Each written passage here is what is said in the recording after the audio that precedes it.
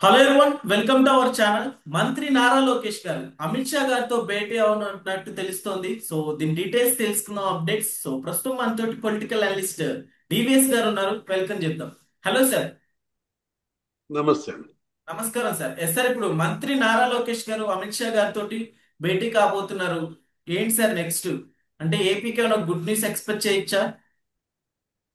అంటే కేంద్ర హోంమంత్రితో రాష్ట్ర హోంమంత్రి భేటీ, అది కూడా మరో మంత్రి నారా లోకేష్ సమక్షంలో మరి అనిత మేడం వెళ్ళి అమిత్ షాని కలవడం.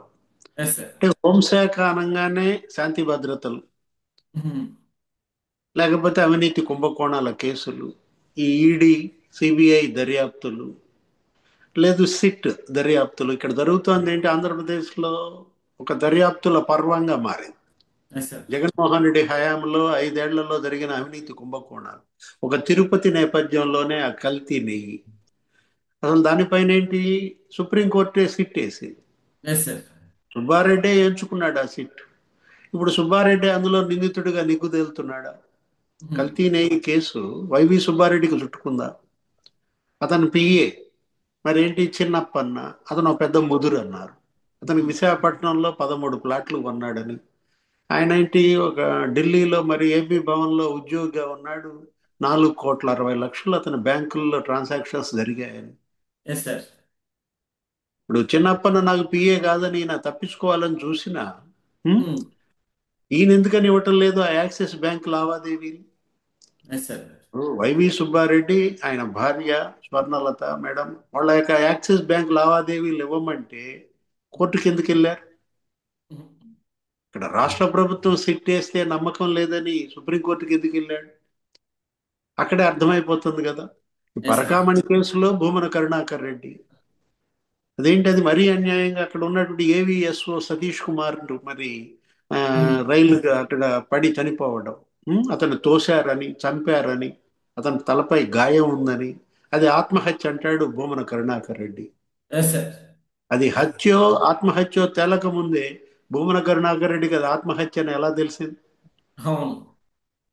అంటే అటు కల్తీ నెయ్యి కేసు, ఇక్కడేంటి ఈ పరకామణి కేసు, అసలు ఇప్పుడు ఈ మద్యం కేసు, AP liquor scam, yes sir. ఇప్పుడు దగ్గర దగ్గర హాఫ్ సెంచరీ దాటిపోయింది.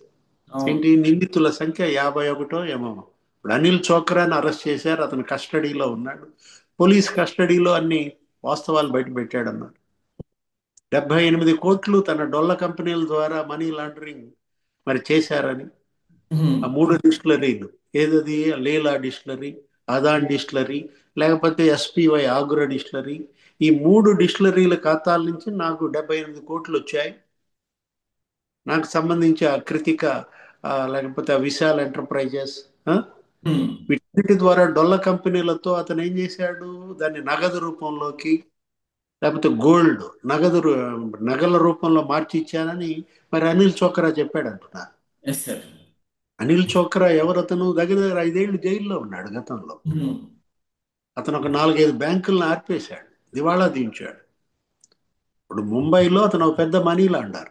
ICICI bank, IndusInd bank, ఆ, ఆ, yes. Kotak Mahindra bank, bank of India, 4 బ్యాంకుల్ని వాళ్ళు అతను మోసం చేసినటువంటి కేసులో 5 ఏళ్ళు శిక్ష అనుభవించి వచ్చినాడు అనిల్ చోక్రాకి.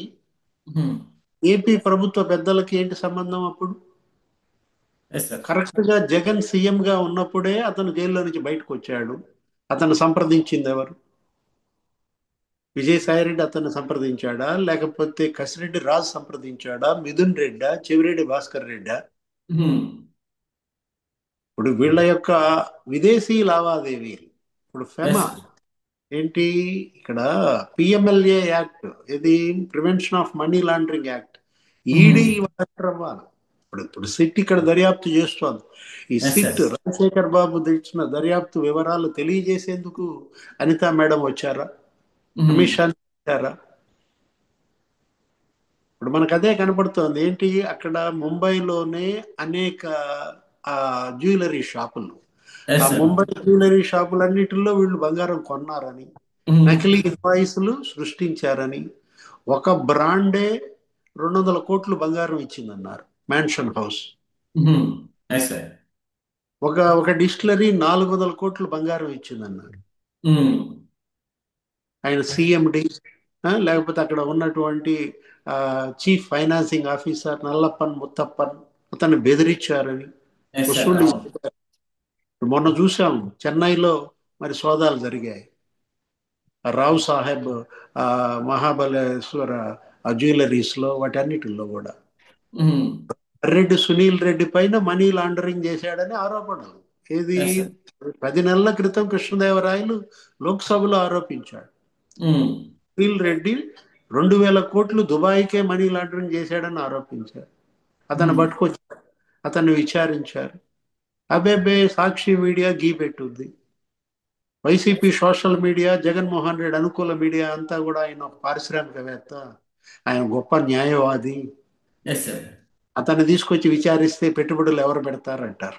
అంటే ఉమ్. వీళ్ళ కంటికి సునీల్ రెడ్డి పారిశ్రామికవేత్తగా కనపడతారు, వీళ్ళ కంటికి మరి అనిల్ చోక్రా ఒక పారిశ్రామికవేత్త. అది కూడా రాయొచ్చుగా. అవును. సరే, అనిల్ చోక్రాని తీసుకొచ్చి అరెస్ట్ ఎలా చేస్తారు, కస్టడీలో ఎలా తీసుకుంటారు, అతన్ని విచారిస్తే పెట్టుబడులు బెటర్గా, ఎస్ సార్. పరిశ్రమలు పారిపోతాయని రాయండి. ఆ? ఉమ్. ఇప్పుడు ఇంకా ఎవరో ఉన్నారు అక్కడ ఏంటి, ఆ, అతను ఇచ్చినటువంటి సమాచారం మేరకు ఆ చేతన్ అనేవాడిని, అతను ఎవరో రోహిణ్ అనేవాడిని పట్టుకొచ్చినట్టున్నారు. ఉం? Yes sir. ఎస్ సార్, ఇప్పుడు ఇప్పుడు ఇదే. ఎస్ సార్, చెప్పండి. ఆ చేతన్ రోహిణ్ కూడా పారిశ్రామికవేత్తల, ఉమ్. వాళ్ళని అరెస్ట్ చేసినా కూడా పరిశ్రమలు పారిపోతాయని రాస్తారా? లేదు సార్. ఇక్కడ ఏంటంటే ఇప్పుడు ఇవాళ లోకేష్ సమక్షంలో అనిత మేడం అమిత్ షాకి ఏం చెప్పారు, ఏ నివేదిక ఇచ్చారు. మొన్న ఒక ఎస్ సార్. ఎన్కౌంటర్ జరిగింది. ఏది అవును. ఆ ఎన్కౌంటర్ తర్వాత ఆంధ్రప్రదేశ్ లో కూడా చాలా మంది అరెస్ట్ అయ్యారు, చాలా మంది అవును. లొంగిపోయారు మావోయిస్టులు. ఈ ఉమ్. సమాచారం అందించడానికి వచ్చారా అనిత, లేకపోతే ఈ ఇప్పుడు మనం అనుకున్నటువంటి ఈ అవినీతి కుంభకోణాలు, ఎస్ సార్. అరెస్టులు, సిట్ అవును. దర్యాప్తు, ఈ వివరాలు అందించడానికి ఆమె అమిత్ షాని కలిశారా? లోకేష్ కూడా అక్కడ ఉన్న నేపథ్యంలో మనకు వచ్చిన సమాచారం మీడియాకి ఇచ్చింది ఏంటి, దగ్గర దగ్గర 6,052 కోట్ల నష్టం జరిగింది అవును. ఆంధ్రప్రదేశ్కి మొంతా తుఫాన్ వల్ల. Yes sir. హోమ్ మినిస్టర్ అంటే కేవలం శాంతి భద్రతలు ఇవే కాదు కదా, ఏంటి ఆయన విపత్తుల నిర్వహణ కూడా చూస్తారు. ఏంటి విపత్తు సహాయం, కేంద్ర బృందాల పర్యటన. Yes sir. ఇప్పుడు హోంమంత్రి అనిత అయినా, అక్కడ హోంమంత్రి అమిత్ షా అయినా ఈ మొంతా తుఫాన్ పరిహారం చెల్లింపు గురించి అడగటానికి తీసుకువెళ్ళారా, వెళ్ళారా? Yes sir. లోకేష్ త్వరితగతిన మరి బాధిత రైతులకి ఆ పంట నష్టం తాలూకు మరి పరిహారం ఇవ్వమని కోరారా? అంటే ఒకటి, ఒక్క కార్యం మీద వెళ్ళారంటే అనేక కార్యాలు చక్కబెట్టుకుంటారు. Okay sir, thank you. నమస్తే.